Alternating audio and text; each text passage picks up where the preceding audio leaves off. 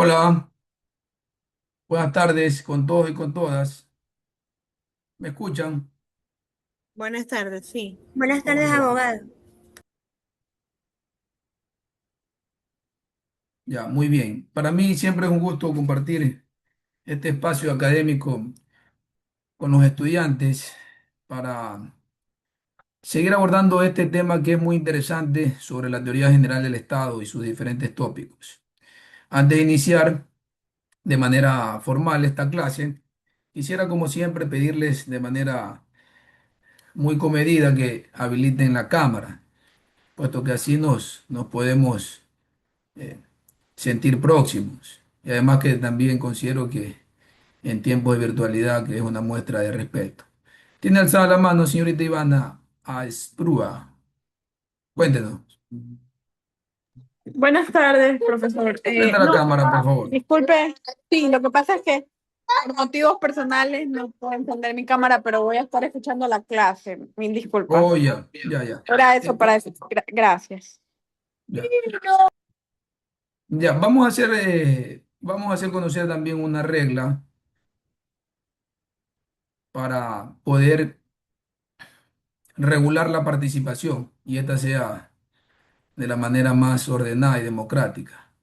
Eh, Todos tienen derecho a participar, pero sí es importante que alcen la mano pero a participar sobre el tema que estamos abordando. En cuestiones así de logística, me envían nomás un mensaje por el chat del Zoom para no interrumpir la clase. O sea, no sacarlo del tema, ¿no? No es que interrumpe, sino que nos salimos del tema.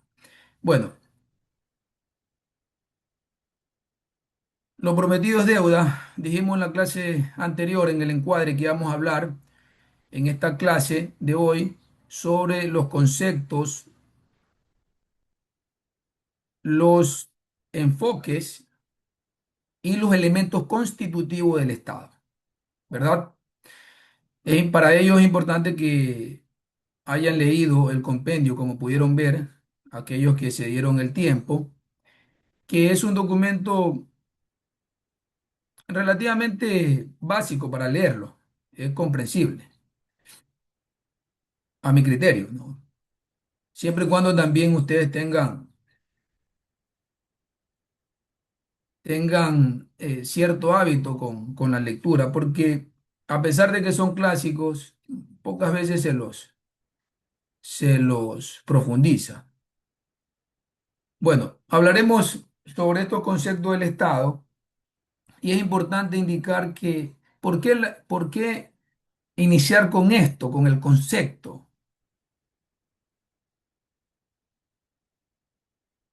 Sigue alzada su mano, señorita Ivana. De pronto me confundo, déjeme bajar la mano. Bajar la mano, ya. ¿Por qué es importante primero comenzar con un concepto del Estado? Permítame un minuto.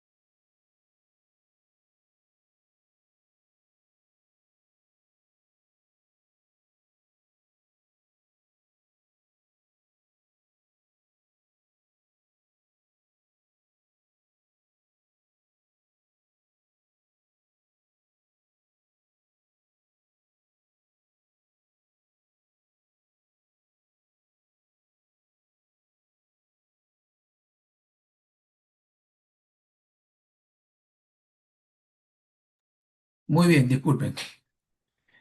Ya, decíamos que por qué es importante comenzar con esta categoría del concepto. Tiene varias razones. Una de aquellas es que si nosotros no identificamos qué es el Estado, difícilmente vamos a entenderlo en esta coyuntura que vive el Ecuador. porque esa es la pretensión de la teoría, es explicar un fenómeno, pero también que nos permita entender nuestra realidad, aunque por lo general las teorías no explican todo, pero sí nos aproximan. En este caso, estas teorías que son muy generales, por eso es teoría general del Estado, no explican la situación del todo o desde todas las dimensiones de lo que vive el Ecuador. Sin embargo, sí nos permiten encontrar puntos de encuentro que posibilitan entenderlo de mejor manera. Ya. Dicha esta introducción, yo quiero preguntarle a ustedes qué entienden por el Estado, pero me digan un concepto así de lo que se les viene a la cabeza sin utilizar Google, ChatGPT, etcétera. ¿Qué se les viene? A ver, Gemma, ¿cómo le va? ¿Qué entiendes tú por el Estado? Buenas tardes. Bueno, lo que yo entiendo por estado sería como un conjunto de personas que se reúnen y que siguen un mismo tipo de leyes o tienen como un ideal en común para llegar hacia una meta.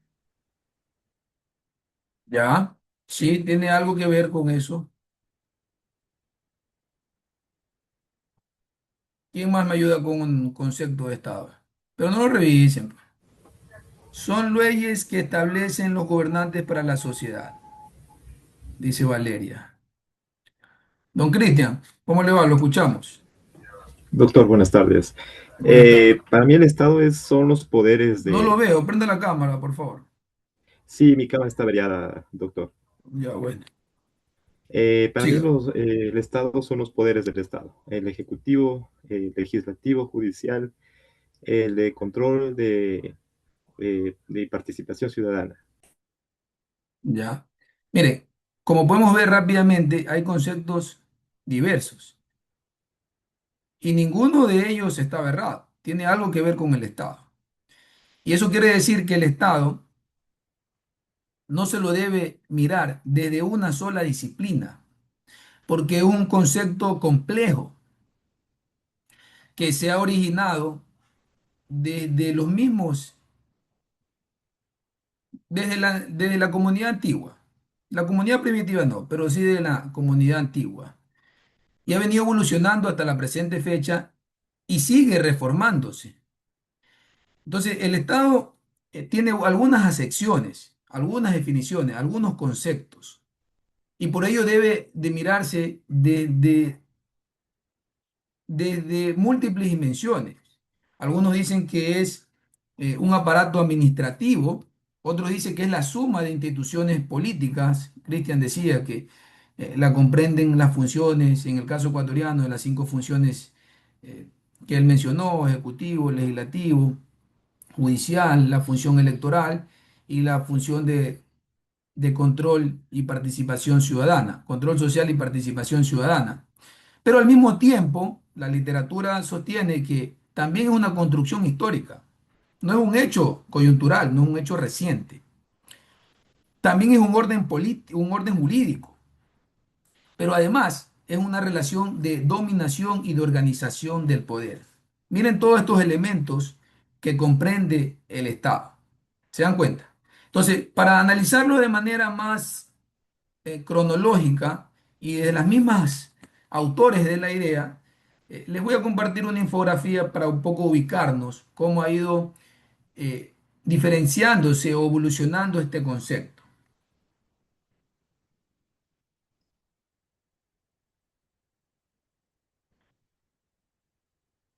¿Ven la pantalla? Sí. No, sí. Sí, sí se ve. Sí, sí se ve, profesor. Sí se ve.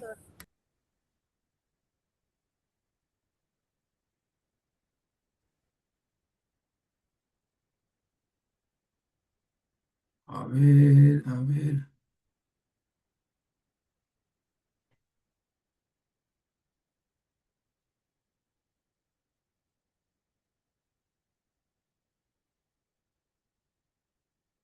ya.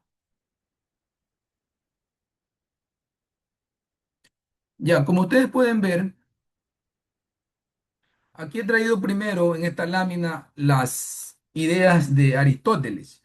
puesto que es uno de los precursores de algunas ideas fundamentales que comprenden al Estado. La misma democracia también se le atribuye, el concepto de democracia se le atribuye a Aristóteles como uno de los precursores de esa categoría.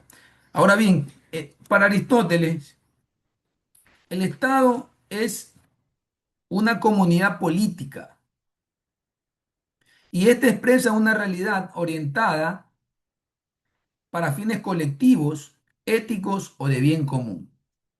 En este último aspecto del bien común, Aristóteles fue uno de los que sostiene que el fin último del Estado es el bien común. Es decir, estamos hablando de hace más de 2000 años que el Estado debe propugnar para el bien común. No lo digo yo, no lo dicen ustedes, sino los mismos intelectuales y filósofos que se dedicaron a estudiar la comunidad política. Pero en ese momento, en ese contexto de Aristóteles, es decir, en la antigua Grecia, el Estado no existía como tal. O sea, no existía la terminología Estado. Él le denominaba comunidad política o la polis. La polis. La polis no es otra cosa que la comunidad política o los asuntos públicos donde se relacionan los individuos, ¿ya?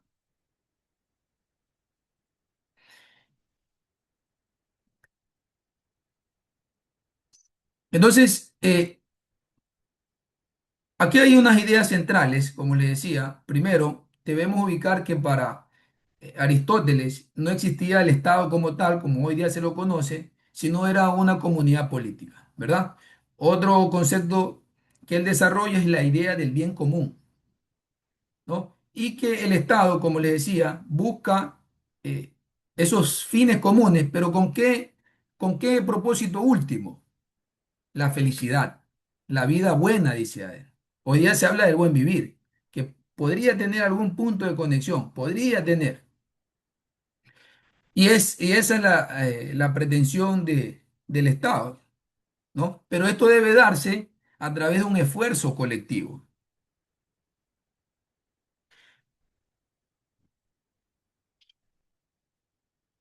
Sin embargo, hagamos una primera pausa aquí. Sin embargo, en ese contexto, en esa antigua Grecia, en esa sociedad donde surgieron estas primeras ideas que todavía están vigentes, porque todavía se las estudia, las estamos, de tal manera que estamos aquí discutiendo esas ideas, siguen vivas. Hay una particularidad o una contradicción. ¿Conocen ustedes quiénes participaban del Estado o de la comunidad política en ese contexto?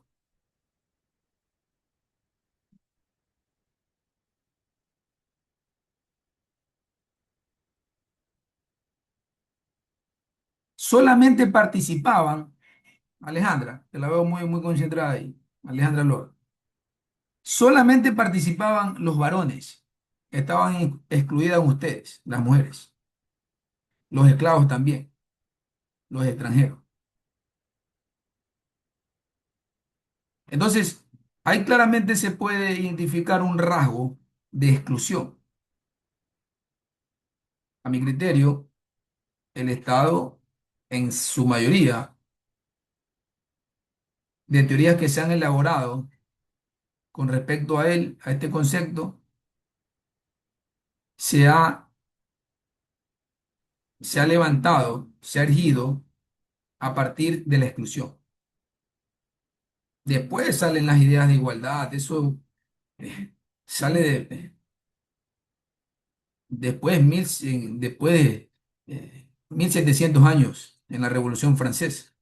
Bueno, es la que es el hito más significativo, porque también hay otros momentos, la revolución eh, de Juan Sin Tierra en Inglaterra, pero en la Revolución Francesa se la conoce como un hito porque allí es donde se dan estas proclamas de libertad, igualdad y fraternidad, ¿ya? Y donde el Estado comienza a propugnar también o a materializar o a intentar materializar, porque todavía no se materializa del todo, la igualdad. Estamos. Entonces, esa era la élite de la antigua Grecia. Era una élite de varones.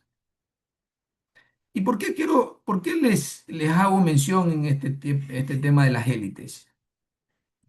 Y ténganlo muy presente, porque quisiera que más adelante ustedes puedan también con estos elementos identificar cuáles son las élites que han formado el Estado ecuatoriano y cuáles son las élites que nos gobiernan en los actuales momentos y si estaría relacionado o no con la crisis multicausal que estamos viviendo.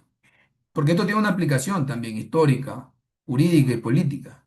Es decir, desde una lógica de Estado, la crisis que estamos viviendo, como en la anterior clase les mencionaba. Tenías alzada la mano, Rocío, ibas a comentar algo.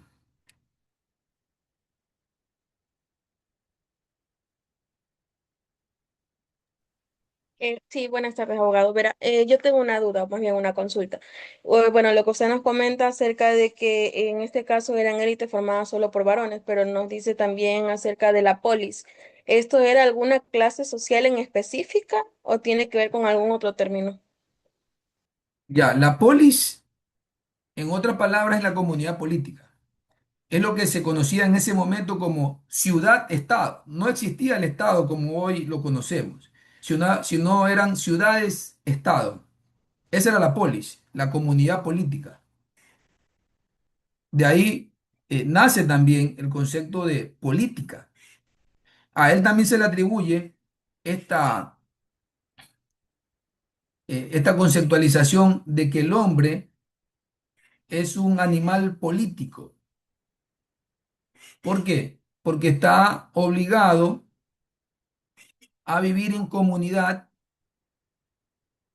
y a su vez aportar a los asuntos de esa comunidad, es decir, a los asuntos públicos, para poder sostener esa comunidad y a la vez esa comunidad pueda también garantizar ciertos aspectos de su vida, respetar su vida, por ejemplo,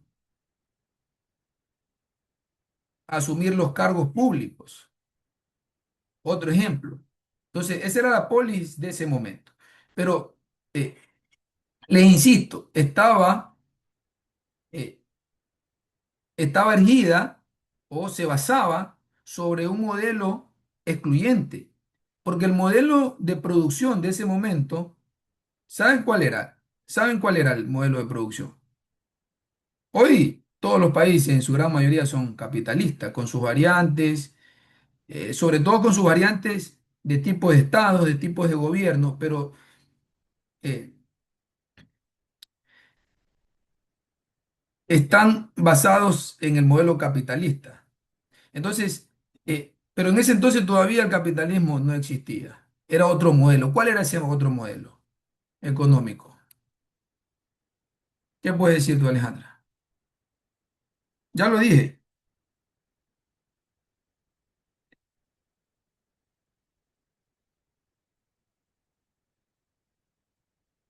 El feudalismo, licenciado. La No, esclavitud. la esclavitud, efectivamente.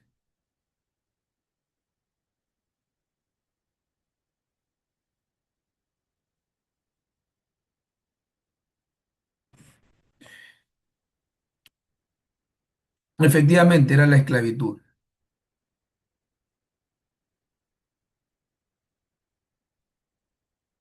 Ya. Otro dato no menos importante sobre estas ideas de Aristóteles, de Platón, de Sócrates, que son estos filósofos de ese momento de la historia, es porque cuando en Europa hubo una reforma, hubo un cambio, una transformación social, artística, cultural, que se la denominó como el Renacimiento, y era precisamente porque esos intelectuales del Renacimiento y de la Ilustración europea comenzaron se basaron sus ideas en los postulados griegos, en los postulados de Aristóteles, de Sócrates. Por eso se llama Renacimiento, porque renacen esas ideas, retoman esas ideas. Porque el estado anterior de ese movimiento renacentista y de la Ilustración era el medioveo o era el feudalismo, o también como se lo conoce, bueno, tiene algunas denominaciones, el oscurantismo, porque no existían las ideas que iluminaba la Ilustración, todo era basado en el misticismo, entre otros componentes, ¿no? Pero eso que quiero destacar, por eso es que han trascendido las ideas de estos filósofos griegos. Pero esos son sus aportes, sobre todo en el tema de la comunidad política, del bien común y de los fines del Estado, ¿no? Bien común y felicidad. Eso hay que tenerlo claro, ¿ya? Porque a veces considero yo, me adelanto a decir, de que las situaciones que se vive hoy día en el Ecuador, que llaman mucho la atención, algunas se están normalizando. ¿Por qué? Porque perdemos los fundamentos teóricos o los fines originarios del Estado, que es buscar el bien común. Entonces, sigamos con otro autor. Hay otro autor, George Jelinek y Hans Kelsen, que también aportaron a los conceptos del Estado. Estos son contemporáneos, sobre todo Kelsen. A ustedes que van a ser abogados, Kelsen es un referente en la teoría jurídica. Hace un gran aporte a la teoría jurídica porque él se le atribuye, se le atribuye el aporte que hizo o el intento que hizo en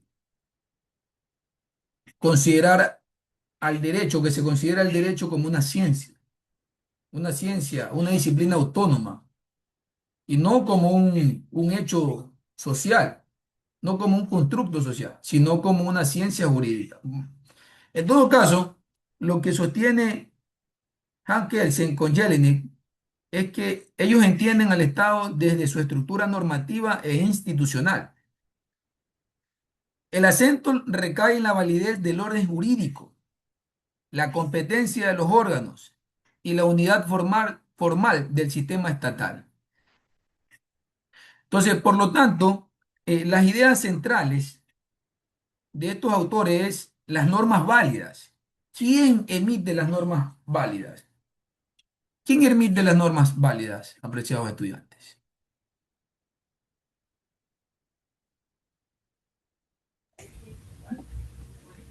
El poder legislativo.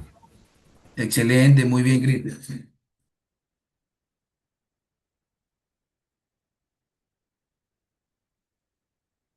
Así es. ¿Quién más? Ese es uno. A ver, don Humberto.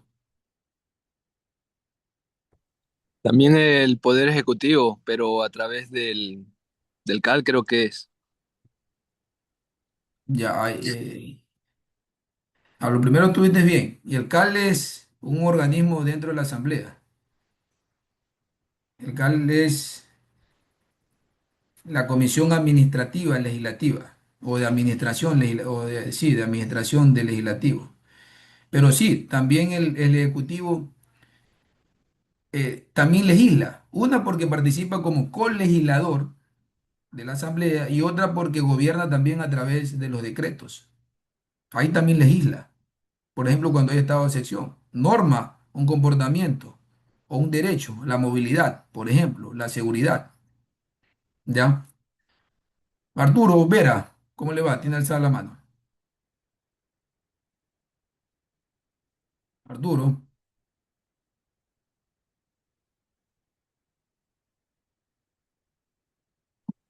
Hola, buenas tardes con todos.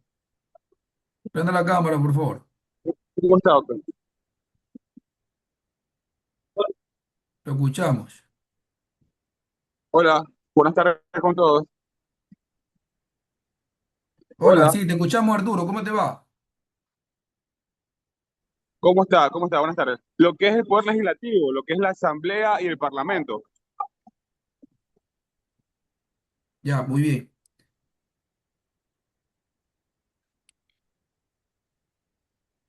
Don Javier, ¿cómo le va? Qué gusto tenerlo por acá. Lo escuchamos. Tiene Hola, alzada la mano. querido. Hola, sí, claro que sí. Doctor, un gusto saludar a todos los compañeros. Bueno, el Estado a través de sus diferentes instituciones, la Asamblea con las leyes orgánicas, ordinarias, el Ejecutivo con los decretos, resoluciones y demás, y el Poder Judicial con las sentencias, dictámenes, fallos, y bueno, los demás estamentos del orden público a través de cada uno de sus diferentes mecanismos normativos que les faculta la norma y la ley, la propia ley y la Constitución. Entonces, el Estado en su integralidad es el que pone las normas, las reglas del juego para seguir como sociedad. Un abrazo, querido doctor Toala. Muy bien, gracias por su aporte, Javier. Gracias por su contribución. Seguro va a ser de mucha utilidad en el desarrollo de esta asignatura por su experiencia. Sí, efectivamente, eso es lo que se conoce como el derecho positivo en la actualidad. Sin embargo, para llegar a ese punto, hubo un recorrido histórico. En el caso de Kelsen, como les decía, su aporte fue que el derecho sea considerado como una ciencia. Pero ¿por qué hizo eso él? Él lo hizo precisamente porque él nació entre la Primera Guerra Mundial y murió en la segunda, después de la Guerra Mundial, pero sus ideas fueron influenciadas por ese contexto, sobre todo por el Estado nazi. Entonces, lo que él pretendía con con este objetivo de categorizar o elevarlo al derecho como ciencia era quitarle esa influencia ideológica del nazismo y también la moral del nazismo para que el derecho sea considerado como una técnica, como un procedimiento que debe ser emanado a través de los poderes establecidos del Estado sin tener esas pretensiones moralistas, pero su objetivo era ese, que no sea tomado por el nazismo. Y señalo esto porque cada uno de los autores mencionados y que vamos a mencionar son producto de su época. Su pensamiento es producto de su época. Están influenciados por un contexto social, económico, jurídico. No son ideas abstractas o que se vienen porque lo soñaron o porque despertaron iluminados. No, son productos situados de un contexto muy específico, ¿verdad? Entonces, siguiendo con este derrotero, eh, para Kelsen y Jelinek, el Estado es ese orden jurídico, ¿ya?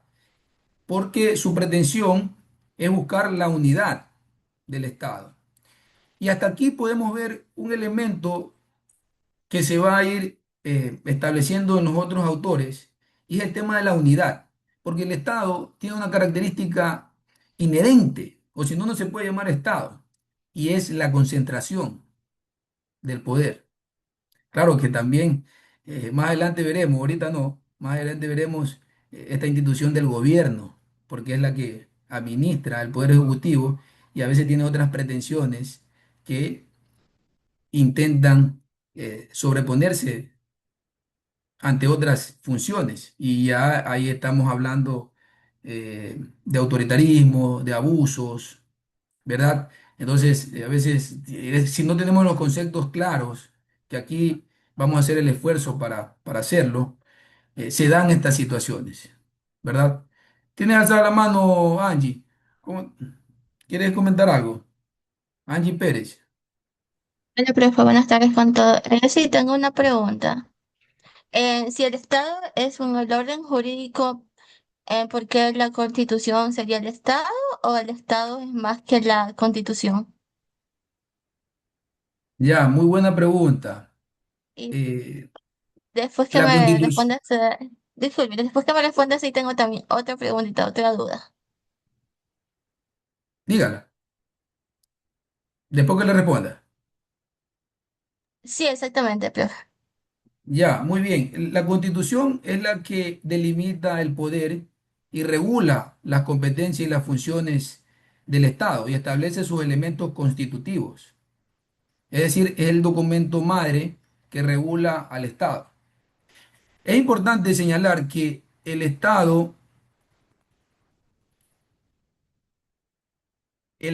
no crea derechos, reconoce y garantiza los derechos.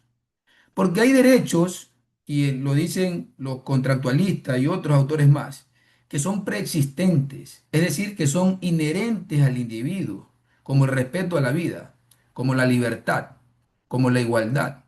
Por lo tanto, el Estado lo que hace es reconocer esos derechos a través de las constituciones y las leyes y respetarlos y garantizarlos. ¿Estamos? Eso es importante. El Estado debe respetar y garantizar los derechos de los ciudadanos. Pero en la actualidad Humberto, no se ve eso, doctor. Hay mucha muy bien, falta de... sí, ya vamos a No, entrar en... no estamos va- viviendo eso ahora.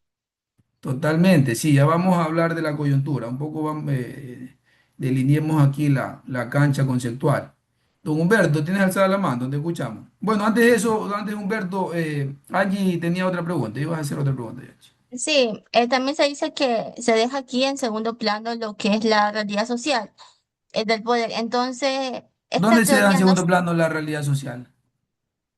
eh, no se decía así. Me escucho mal tal vez, pero bueno, la pregunta tal vez, la que yo creo sí, bueno, entonces la teoría no serviría porque, digo, no serviría para explicar, por ejemplo, porque hay protestas aunque la ley diga otra cosa, No le entendí bien, Angie. que Puede, en este tiempo hay protestas, pero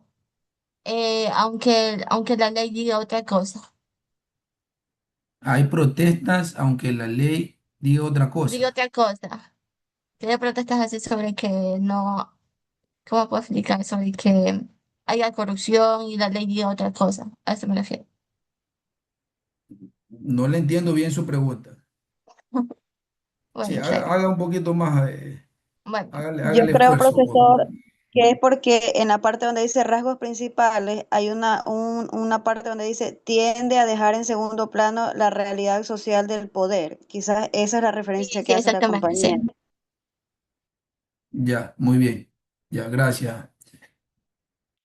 Sí, pero es que esta lámina se basa en las ideas de Kelsen y de Jelenic. Entonces, Kelsen lo que quería dejar a un lado, como les decía, esa pretensión del Estado nazi, de tomarse también el derecho, de tomarse, ellos se tomaron todo, incluido el derecho, ¿no? Entonces, a partir de ese hecho, Kelsen elabora su teoría, la teoría pura del derecho, pero con esa pretensión, con esa finalidad de blindarla a las posiciones imperiales e ideológicas del Estado nazi.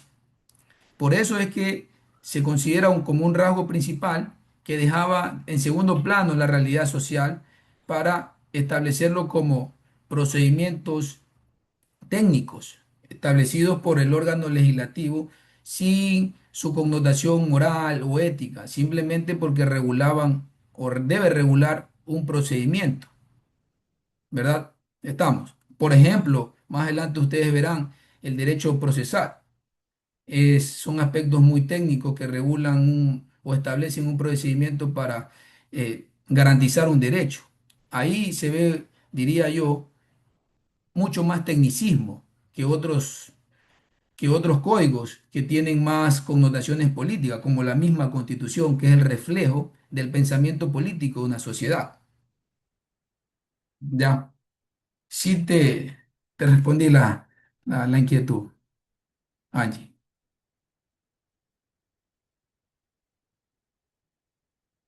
Sí, muchas gracias, sí me Ya, llenó la no, duda. sí, gracias a ti. Bueno, sigamos con otro autor.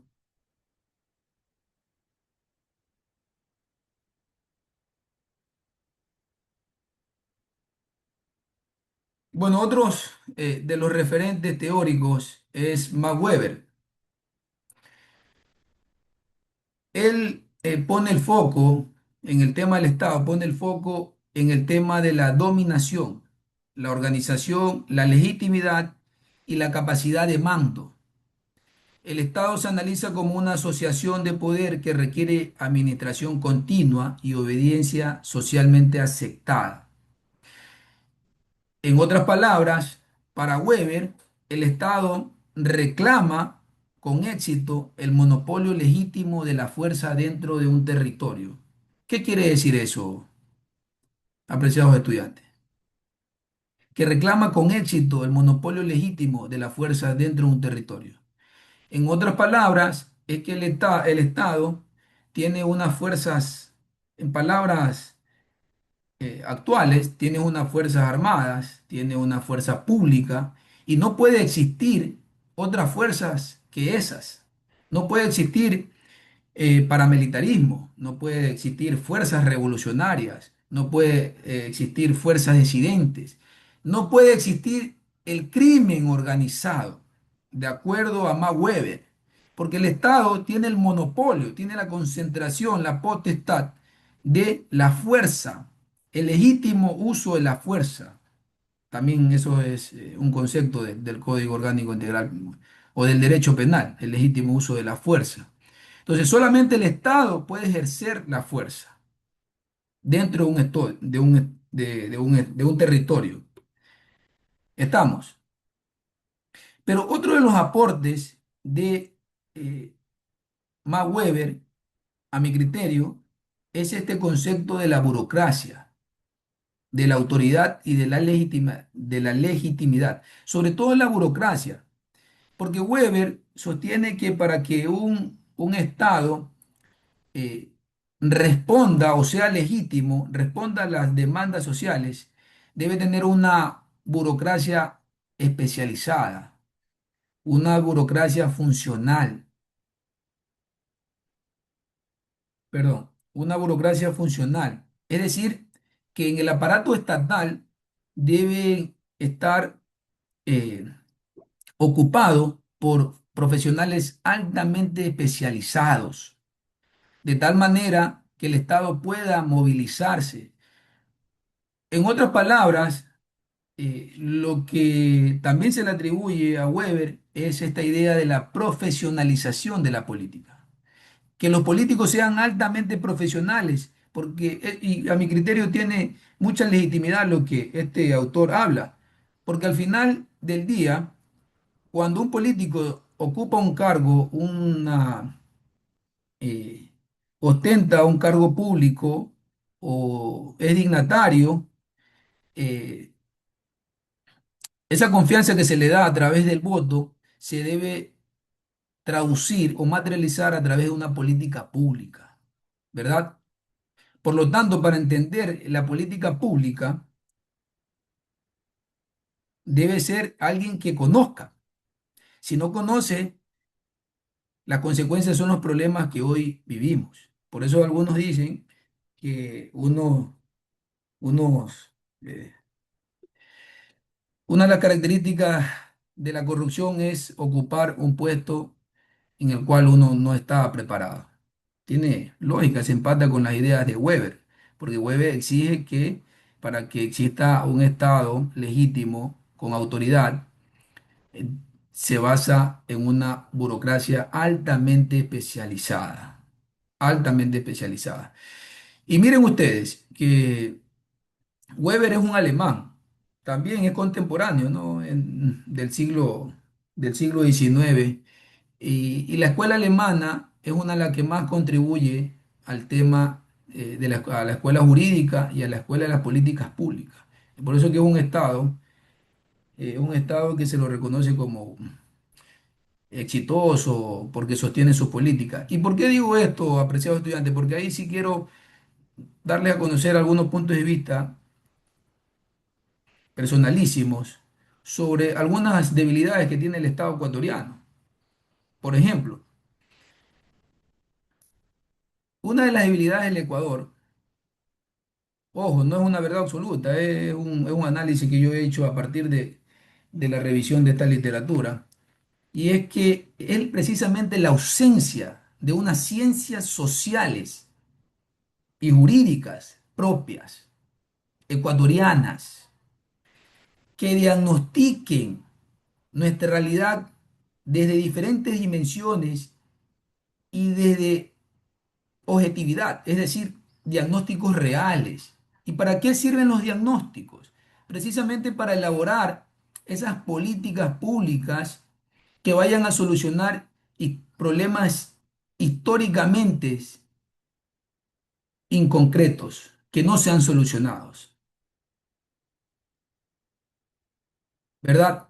Y lo poco que se ha dicho de las ciencias sociales del Ecuador se los ha realizado desde otras latitudes, es decir, extranjeros. ¿Saben ustedes? Y por lo general, lo que se ha escrito o estos investigadores que escriben sobre el Ecuador no tienen arraigo social. ¿Qué quiere decir arraigo social?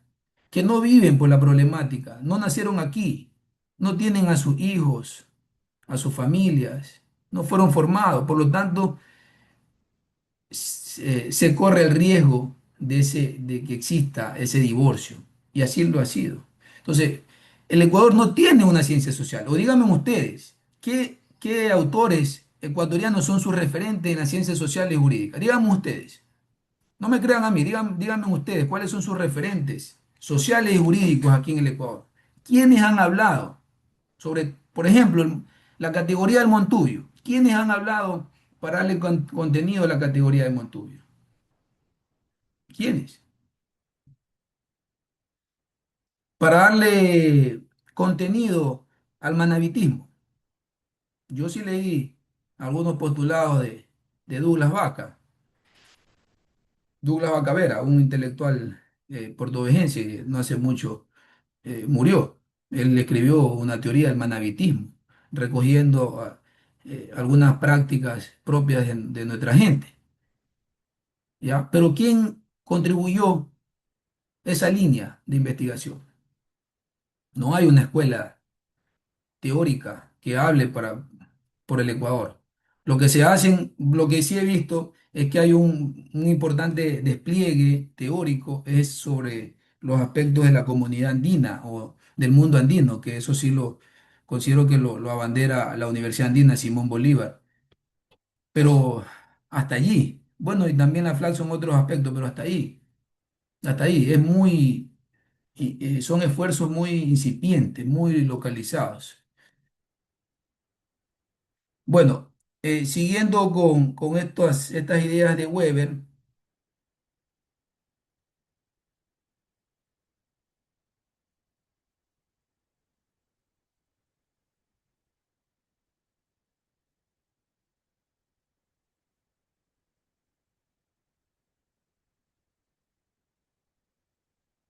es importante hacer conocer que en ese entonces, cuando hablábamos de élites, en ese entonces, en ese contexto social de Weber, el Estado en su gran mayoría estaba, por decirlo de alguna manera, estaba cooptado por eh, científicos también había, empresarios capitalistas, pero sobre la base de un desarrollo tecnológico importante, funcionarios especializados, oficiales especializados, porque ya también habían sufrido la Primera Guerra Mundial y por lo tanto ese contexto los hizo replantear su modelo de Estado. Bueno, y otros autores que son muy densos y polémicos, como Mary Engel, que también elabora una teoría del Estado muy vigente también, ¿no? Muy pertinente, ¿no? Y profunda. Para ellos, el Estado es una estructura de clases. ¿Qué entienden ustedes por clases?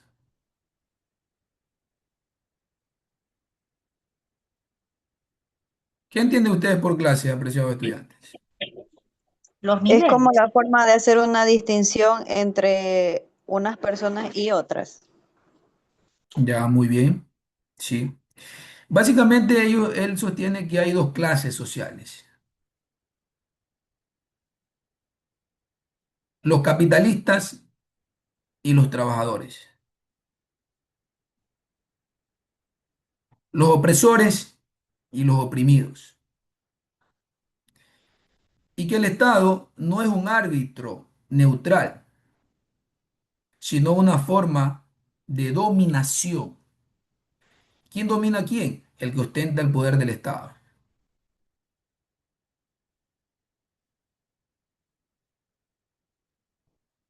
Pero ¿por qué se da esto? Esto tampoco no se da, como les decía anteriormente, no se da por una iluminación de Marx o Engels, sino se da porque ellos vivieron el contexto de la revolución industrial. ¿Se dan cuenta? Y en la revolución industrial hubo todo ese abuso, esa explotación a los trabajadores para hacer la revolución industrial, hacer mover las grandes máquinas. Ese era el contexto. Por eso él identificó y clasificó que el Estado lo que garantizaba eran los intereses de la clase dominante, que estaba en ese entonces cooptado por esta clase, la burguesía también se la conoce. ¿Verdad? Entonces, su idea central son estas estructuras de clases, el conflicto social, es decir, el Estado se configura a partir del conflicto social. El conflicto es inherente a la configuración del Estado, según las ideas de Marx y Engels. La dominación, ¿ya? Y este es el recorrido histórico del Estado, siempre está mediado por la lucha de clases.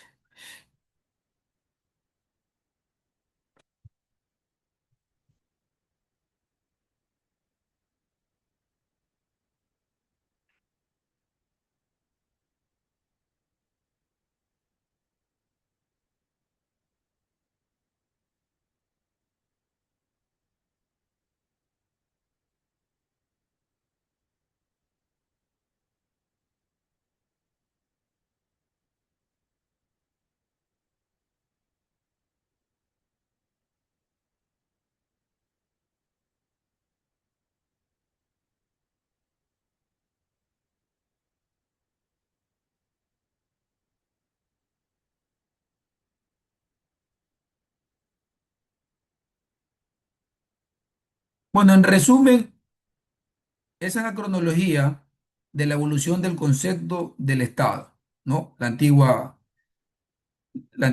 Grecia, la antigüedad clásica, que tiene como autores ahí Aristóteles en el siglo IV antes de Cristo, en el contexto de la polis, donde hay una restricción de la ciudadanía, solamente son los varones que ostentan el poder de la polis, están excluidos las mujeres, eh, también los niños y adolescentes, que hoy día también tienen derechos y los esclavos. Y estaba configurado sobre la base del modelo económico, el esclavismo, ¿no? Los esclavos eran el recurso, no eran sujetos, eran recursos para movilizar esa comunidad. Entonces, el aporte que hace fundamental Aristóteles es esa idea de que la comunidad política existe para el bien vivir, para el bien común. El nacimiento del Estado moderno, a Maquiavelo se le atribuye el que posesiona la palabra Estado. En su libro El Príncipe está establecido ya el Estado como esa forma de dominar a la sociedad. Esto se da también en el contexto del Renacimiento en el siglo XVI, que a su vez decanta también en la conquista de América. Y cuando hablo de la conquista de América, para la mayoría de los autores, es el referente o el hito que se considera como el nacimiento del Estado moderno. Es decir, que el Estado moderno se da con la conquista de América, ¿verdad? Bueno, también tenemos las ideas de Thomas Hobbes, es un inglés que también se le atribuye como uno de los precursores de las ideas liberales que promovieron las revoluciones en Inglaterra y en Francia. Y él elabora una teoría importante que es el contrato social. O sea, son tres autores, ¿no?, que aportan al contrato social. Thomas Hobbes, John Locke y Rousseau. Cada uno con cierta variante, pero sobre esa base. Thomas Hobbes básicamente que él sostiene que para evitar un estado natural, ahí dice guerra civil inglesa,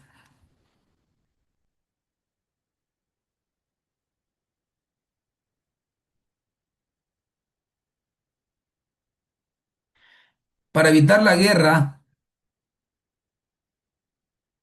o el estado natural, que todos se maten, el Estado debe garantizar la seguridad, pero el ciudadano debe también despojarse de esa función natural, él habla, de que protegerse por sus propios recursos. Entonces ya no necesita matar al otro por defenderse, sino el Estado le va a dar esa seguridad. Esas son las ideas básicas del contrato social de Thomas Hobbes, garantizar la paz y la seguridad.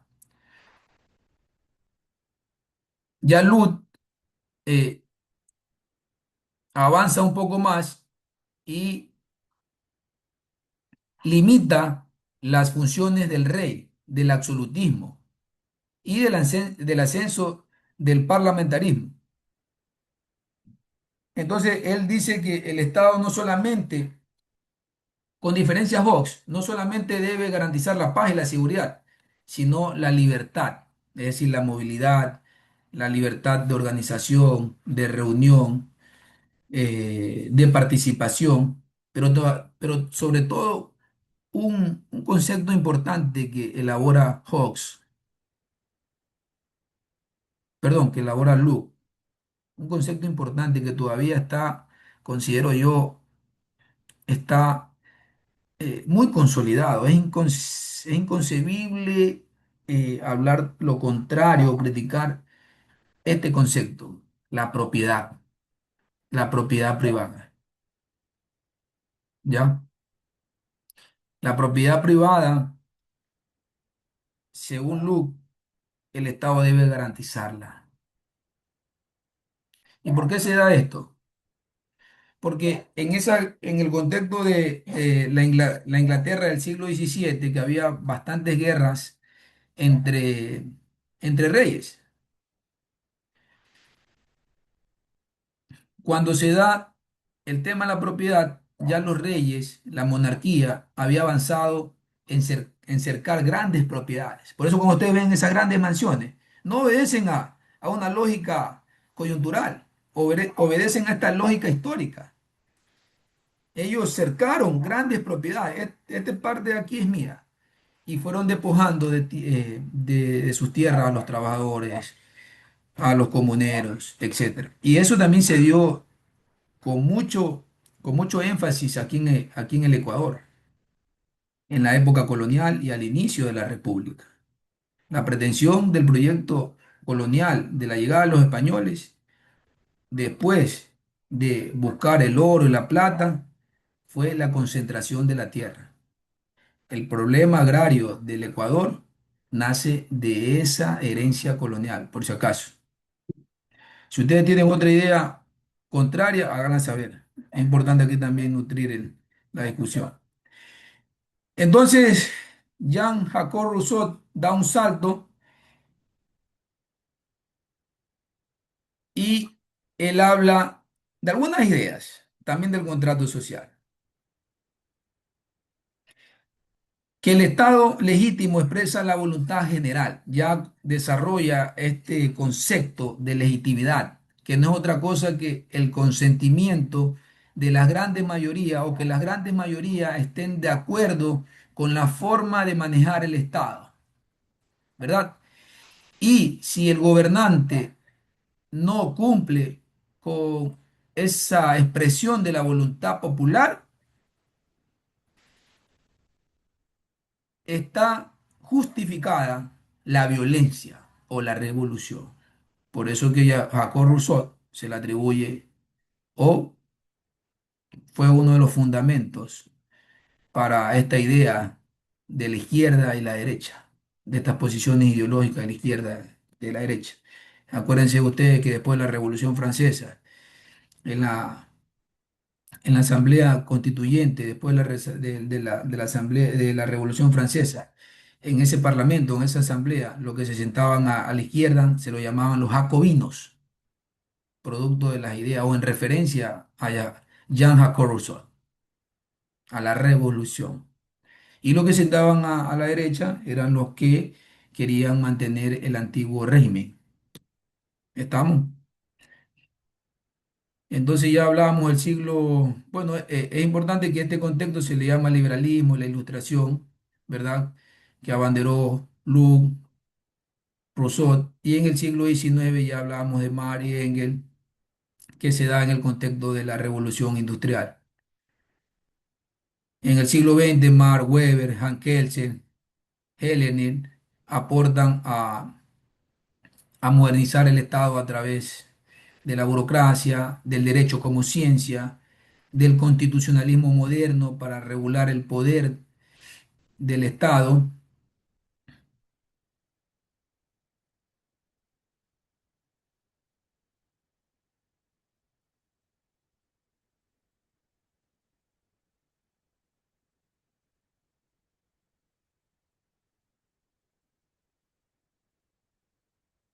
Bien, ahora viene la primera pregunta, apreciados estudiantes. Con estos elementos de burocracia, de dominación, ¿cuál crees que es una de las principales características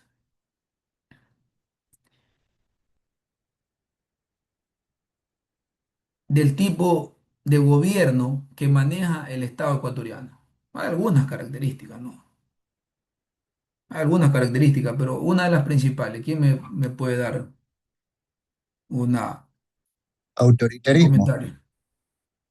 Ya podría ser, sí. No respeta la Constitución. Represión. Ya, mire, yo considero, está muy bien, ya. Una de los elementos que considero que se han unido, eh, sobre todo partiendo de las ideas de Marx y Engels, es que el gobierno ostenta dos poderes fácticos, dos poderes que a mi criterio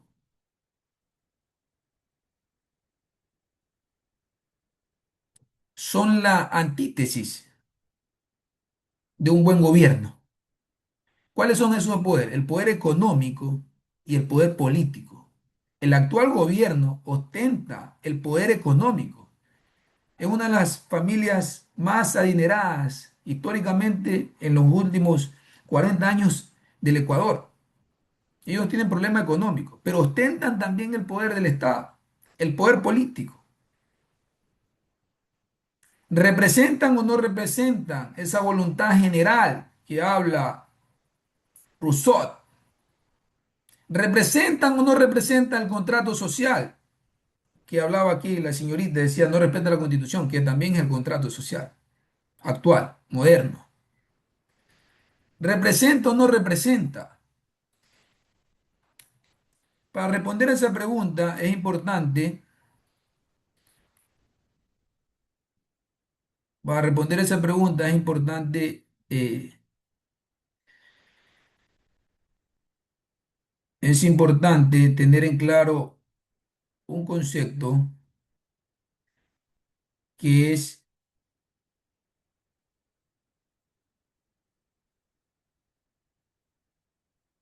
el concepto de legalidad y legitimidad.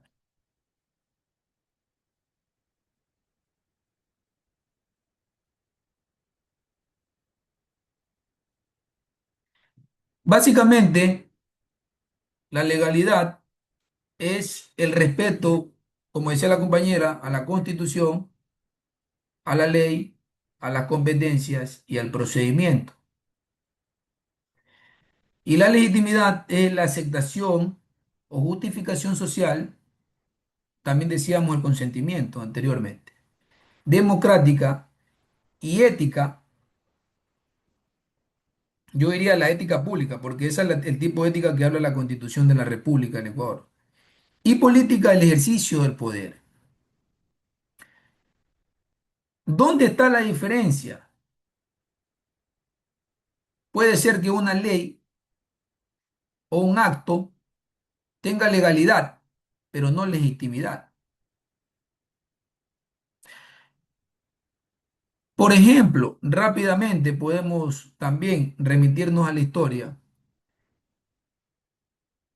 Cuando en el contexto del juicio de Nuremberg, que se juzgó a los altos oficiales del Estado nazi, ellos justificaron sus acciones con este criterio de legalidad. Ellos decían que estaban siguiendo órdenes establecidas de manera escrita. Por ejemplo, hubo un decreto del Nuremberg de Hitler, un decreto como lo que hoy día se conoce como estado de excepción, un decreto de emergencia que imposibilitaba la movilidad, etcétera, etcétera. Hubo allanamientos, pero era para perseguir a los opositores y a la prensa. Estaba investido de legalidad, pero su pretensión ya sabemos que era de oprimir, de castigar, pero no tenía la legitimidad, ¿ya? Porque el sentido común o la gran mayoría de la gente no aceptaba eso. Por eso hay que tener cuidado que muchas de las acciones investidas de legalidad tienen otro trasfondo. Por eso yo he traído aquí 10 casos solamente para el análisis, donde podría estar cuestionada la legalidad de las acciones del gobierno. Por ejemplo, el decreto 111, conflicto armado interno, base legal, decreto ejecutivo emitido en enero del 2024. Cuestionamiento de legalidad, enfoque bélico de la seguridad y denuncia de abusos de derechos humanos. No sé, aquí lo que se me viene a la cabeza son los 4 niños de las Malvinas, en Guayaquil. Otro caso, estados de excepción reiterados, facultad constitucional por situaciones extraordinarias. ¿Cuál es el riesgo de convertir la excepcionalidad en forma ordinaria y de gobierno? Se ha gobernado con decretos de estado de excepción.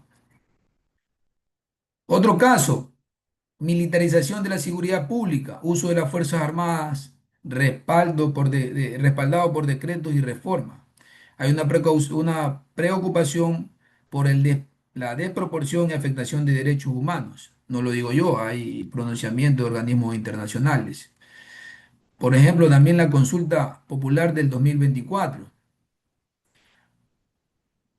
convocatoria validada por control constitucional y voto popular. Sin embargo, en el debate sobre deliberación insuficiente e instrumentalización política del miedo. Este es un caso para mí, es muy pertinente, el aumento del IVA. Se elaboró con la justificación de un proyecto económico urgente, ¿verdad? Entonces, yo hasta la fecha, porque, ojo, también el tema de los impuestos tiene una lógica básica, y es que usted goce de un servicio, se vea retribuido en un servicio público de calidad, ¿ya? No sé, díganme ustedes, yo hasta ahorita soy muy sincero, no logro ver en qué se ha utilizado el IVA. Quisiera investigar a profundidad en qué se ha utilizado, pero no con el afán de incomodarle la vida a nadie, sino buscar la verdad a través de una metodología. Por ejemplo, otro caso, traslado diplomático de Verónica Abad. Se cuestionó porque se trató de neutralizar políticamente a esa autoridad porque era incómoda. Está la legalidad, él lo podría hacer, pero hubo cuestionamiento porque el trasfondo era otro.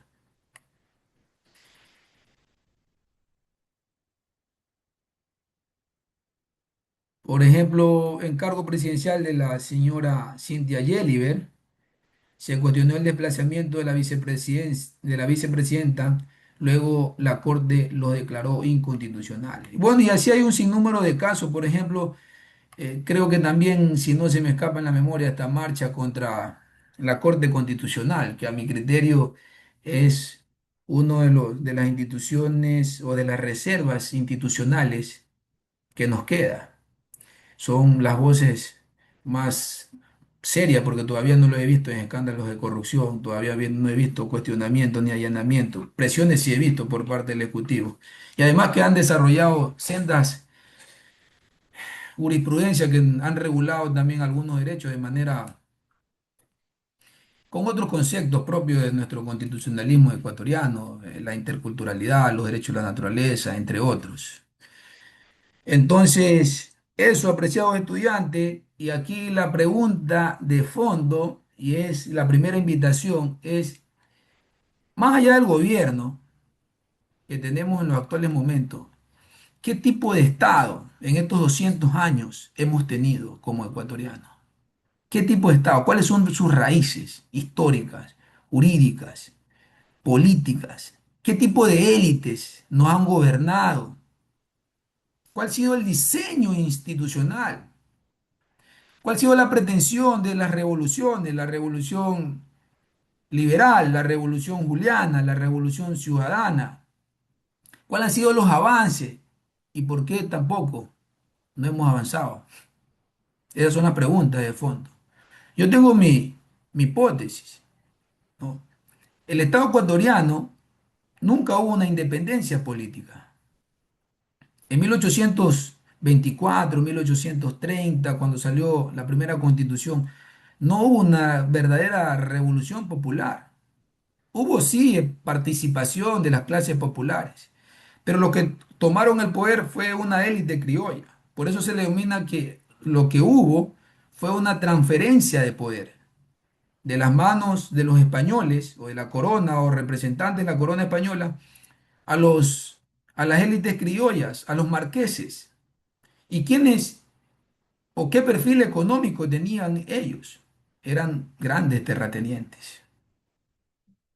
Ahí está esa lógica patriarcal.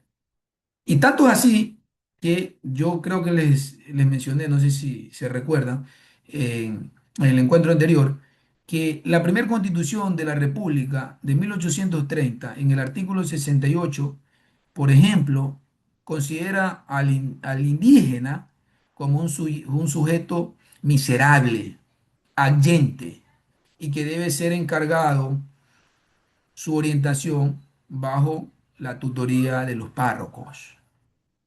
Por un lado, ahí hay una clara caracterización de exclusión a los pueblos y nacionalidades originarios de este territorio. Pero esta exclusión no operó solamente con las constituciones y con las codificaciones, operó a través de los municipios. Por ejemplo, ¿sabían ustedes que los primeros municipios, desde 1830, 1930, 100 años, ellos ostentaban funciones jurisdiccionales, resolvían casos en materia civil y penal? ¿Y quiénes ostentaban también el cargo de alcalde? También la élite local. Y ustedes dirán, pero ¿cuál era el fin? ¿Cuál era la motivación? Miren ustedes, ¿saben cuál era la motivación en ese entonces para ser alcalde? Estaban estimulados por la venta y compra de oficios, en otras palabras, de cargos públicos. Y esto estaba legalizado a través de la cédula imperial de 1606 de Felipe III. En otras palabras, la corrupción estaba legalizada. Hasta ahí un breve rasgo, apreciado estudiante, de los conceptos para seguir no agotando el tema en la próxima clase. No sé si tienen algún comentario. ¿Alguna reflexión? Javier, don Luis, don Cristian. Sí, doctor, justamente mientras usted explicaba la clase me hacía recordar un reportaje que había visto de una periodista con un político. Y justamente la periodista le decía que el Estado somos todos, ¿no? Incluyendo lo que es la población. Entonces, este personaje político le decía que no, que el Estado es el poder institucionalizado. En este caso, lo que estábamos viendo sobre las funciones del Estado. Y lo único que el respaldo que tiene la población es la Constitución. Lo único que le hace frente a todo ese aparataje eh, estatal que es el poder del Estado en sí, era la Constitución. Y es por eso que a veces entendemos que a veces la Constitución les resulta incómodos a los gobiernos. Entonces, ese era mi argumento, doctor. Gracias. Muy bien, muy bien. Sí. Javier, iba a decir algo. Sí, Sí, claro te que sí, escuchamos. solo un aporte, Por favor. Marcelo. Gracias. Y bueno, pese a que esta materia es hermosa y linda porque nos permite un poco retrotraernos y poder opinar, hacer análisis propios, siempre es bueno, compañeros y doctor, leer, ¿no? Leer, informarnos, sacar nuestras conclusiones, porque bien decía usted que cuál es la clase de Estado en el que vivimos. Y si yo leo la Constitución, el Estado en el que deberíamos vivir debería ser un Estado soberano, pero hoy soberanía no hay. Es Muy decir, bien. estamos sujetos a imposiciones de países extranjeros y por decirlo de alguna manera, imposiciones del país del norte, de Estados Unidos, es el que dicta las reglas del Estado ecuatoriano actualmente. Pero la Constitución es clara, somos soberanos, el pueblo se autodetermina. Y ahí es cuando tenemos que analizar, leer, interpretar, porque al final de cuentas vamos a estudiar para ser abogados, a ejercer la profesión y a ejercer el derecho que nos asiste a todos los ecuatorianos. Ejercerlo y hacerlo validar. Y el derecho no tiene ideología, no tiene principios dogmáticos, el derecho es ciego, la justicia es ciega, el derecho no vela para unos sí, para otros no vela para casos particulares. Entonces, compañeros y doctor, nos corresponde a nosotros leer, porque al final de cuentas, indistintamente el pensamiento ideológico que tengamos, izquierda o derecha, más allá de lo que creíamos, primero tenemos que tener conciencia de clase, a qué grupo pertenecemos, quiénes somos y a quiénes pertenecemos. Y una vez que tengamos identificado qué somos como personas, qué queremos como Estado, y cada vez que vamos a las urnas a votar, esa es la responsabilidad mayor porque indistintamente no podemos ir a ciegas, porque primero identificándote, tú dices, yo soy esto y quiero para mi país esto, no puedes votar en contra de lo que tú aspiras y crees. Otra cosa es que te engañen, ¿no? Que se vistan al momento de hacer campaña de buena gente, de que son tu clase, pero gobiernan para la otra clase. Entonces, ese tipo de cosas, más allá del pensamiento político que pueda crear debate, creo yo que no es para alinearnos a una vertiente, sino más bien para empezar a prepararnos y leer, porque si vamos a preparar y estudiar derecho es para precisamente hacer valer nuestros derechos y hacer respetar la jurisprudencia y las leyes que hoy nos rigen y sobre todo la Constitución que es la que manda. Solamente eso, mi querido doctor. Excelente, excelente. Gracias, Javier. Don Luis, ¿tiene alzar la mano? Buenas tardes, profesor. Eh, en bastante similitud del compañero Javier, creo que mucho se ha fracasado en el tema de la academia. La academia y estudiantes están un poco adormilados en temas de inconstitucionalidad, en temas de injusticia. Y claro, como ecuatorianos nosotros tenemos una constitución. Lamentablemente la constitución y en el marco legal les tiran a conveniencia de unos y de otros. Creo que lo que decía el compañero Javier tiene mucha razón. Tenemos que prepararnos, tenemos que leer, tenemos que prepararnos porque el, el Ecuador necesita cambios radicales y profundos, bastante profundos. Entonces, es para eso lo que estamos acá, ¿no? Porque como, como gobierno, pues es bastante contradictorio. No se sabe si actúa como izquierda, él dice que es de centro, pero actúa mucho con la derecha. Y creo que en esa parte ha polarizado mucho el país en el tema de izquierdas y de derechas, ¿no? Creo que anteriormente podían coexistir estas dos vertientes que ahora lamentablemente es irracional que no lo quieran aceptar en que el Ecuador es un país soberano y que cada individuo, bueno, tenemos nuestras percepciones de a dónde nos alineamos, ¿no? Eso sería todo, profesor. Muchas gracias. Excelente, muy bien, don Luis Gabriel. Solamente como para ahí dar un elemento, abonar un poco a esa caracterización del tipo de Estado desde sus inicios en el Ecuador, desde sus inicios como república. Eh, Antes de 1830 rigió el régimen colonial, ¿verdad? Y miren ustedes, en ese contexto, algunas cosas que decir. Una de ellas es que también se diseñó una constitución que se llamó la Constitución Sinodal. ¿Y por qué menciono esto? Porque eh, los representantes para elaborar esa constitución, creo que ya le mencioné la semana pasada, eran puros representantes de la corona y de la iglesia. Eran los vicarios, los párrocos, los curas, los arzobispos, representantes de las universidades. Y cuando tú hablabas, Luis Gabriel, de las universidades, tú dices, bueno, la academia hace un silencio, así lo entendí yo, ¿no? Un silencio cómplice. Y ahí ya también yo tengo una posición con la academia. Nuestra academia también responde a una herencia colonial, respetando las excepciones, puesto que, por ejemplo, una de las universidades más antiguas, la Universidad Central, fundada en 1826, en todo el nacimiento de la República, tuvo como antesala la universidad, la universidad, eh,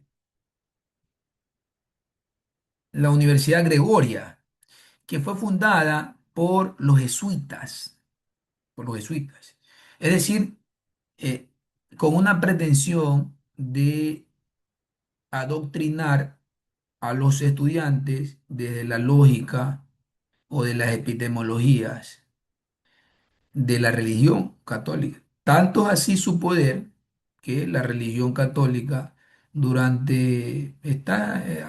hasta la Constitución de 1906, es decir, las primeras 11 constituciones de la época republicana reconoce a la religión católica como una religión de Estado. Y esto no es un dato menor, es una forma de pensar de las élites. Es por eso que ustedes vieron toda una pretensión dominante y excluyente, sobre todo a las mujeres, a los indígenas. Y ojos, incluso hablar de la categoría indígena. ¿Ustedes saben dónde sale la categoría indígena?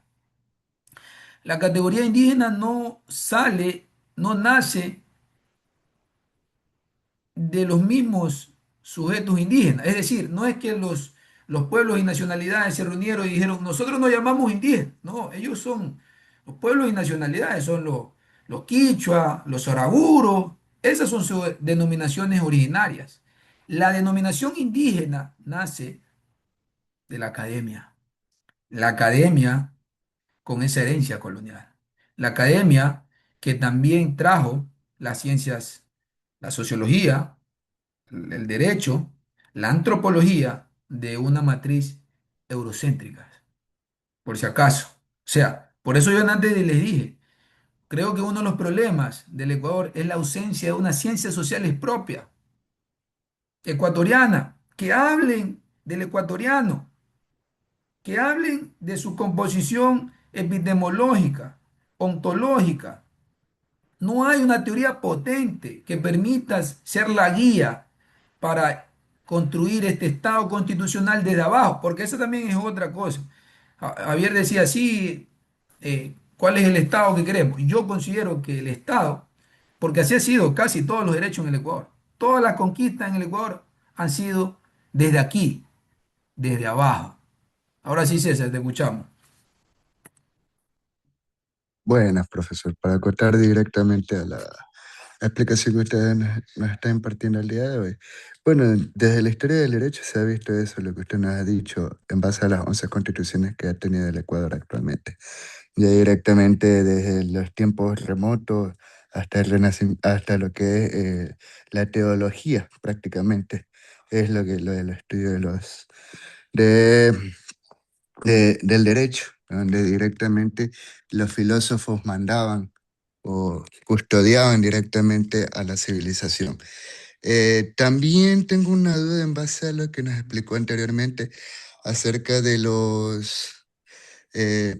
sea, no es duda, sino prácticamente quisiera saber o su criterio a base de que de lo que nos ha impartido el día de hoy, ¿usted consideraría actualmente al gobierno Daniel Noboa la presidencia como un estado fallido en base a todas a mi criterio, desfachateces que ha hecho jurisprudencialmente? Eso sería todo, profesor. Bien, bien, gracias. Una pregunta no es sencilla de responder. No, pero no, todavía no estamos en estado fallido. Sí estamos en un estado autoritario, sin presidente, de, de respeto a la norma. No hace mucho creo que se eliminaron dos partidos, uno histórico, la Unidad Popular. Yo siempre los he conocido. Antes eran MPD. A todo se le puede decir al MPD, menos que han sido organizados, que no han sido organizados. Se tiene una organización ideológica a partir de unas bases ideológicas. Yo considero que no he visto. Creo que la historia democrática, la izquierda democrática en su momento con el doctor Rodrigo Borja tuvo su momento, la Revolución Ciudadana en su momento, pero el MPD tiene una doctrina marxista-leninista, un poco más radical, digamos, en la concepción del Estado. Y los afiliados de ellos, la mayoría se identifican con sus postulados. Es difícil concebir de que sea por un tema de registro.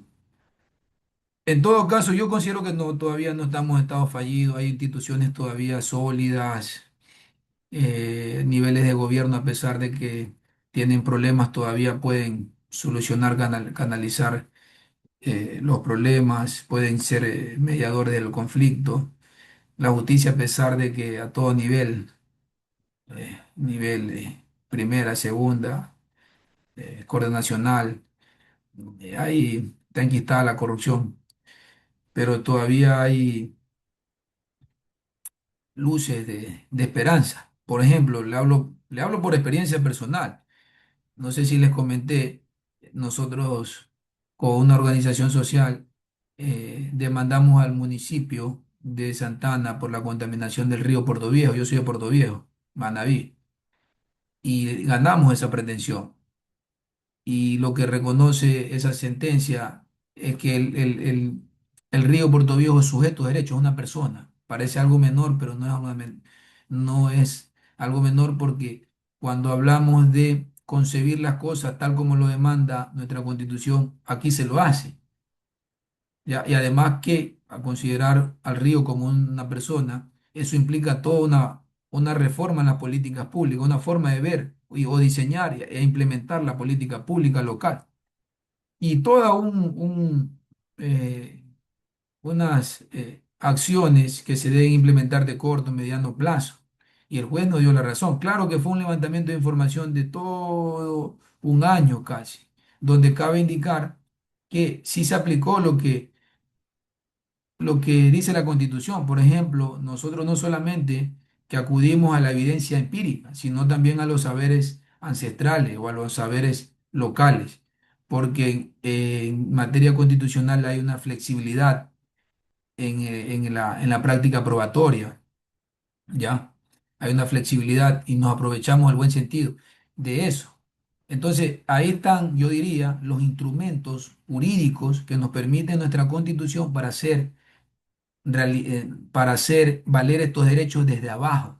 Desde abajo lo hicimos. Eso no fue no sé, se me ocurre, por el rector o por el prefecto, qué sé yo, el gobernador, no, fue de las organizaciones de base, desde profesores identificados con esta causa. Bueno, yo insisto que el cambio tiene que venir desde abajo. Yo ya no tengo esperanza, si usted me dice. Entonces todavía no es un estado fallido porque todavía nos pagan los sueldos también.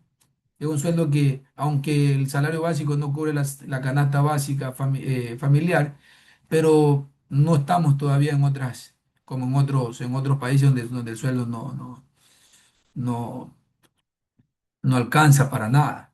No, además instituciones como el Registro Civil, a pesar de que ha mejorado, tiene algunas, todavía se da un servicio, entre otras cosas. Finalmente, apreciados estudiantes, quiero dejarles un concepto que está en el compendio, que sostiene un concepto en el sentido estricto, no en el sentido amplio, sino en el sentido estricto, que quiero dejárselos aquí para la memoria, y es que el Estado supone una autoridad institucionalizada, una delimitación territorial, ¿verdad? Está compuesta por un territorio, una población políticamente organizada, hay una población, ese es otro elemento constitutivo, y una pretensión de mando supremo, ¿no? Siempre el afán de mando, como decíamos al inicio, esa característica de concentrar el poder, o en palabras de Weber, el monopolio de la fuerza y de la acción pública. Eso, apreciado estudiante, muchas gracias por su atención y nos vemos en la próxima clase. Y el 1 de mayo ya está habilitada la actividad para que la puedan resolver. Tienen 10 días. Es una actividad, como le explicaba la semana pasada, es relativamente fácil, ¿no? Un video donde ustedes tienen que contestar unas preguntas de lo que aquí se ha hablado y de lo que reposa en el compendio. Estamos. Sí, profesor. Adelante, un abrazo. Gracias, doctor. Se los quiere. Listo, Chao, doctor, buen chao. Muchas gracias, feriado. doctor. Eso Buenas bien, tardes. gracias a Buen ustedes. Gracias, feriado. doctor. Hasta la próxima.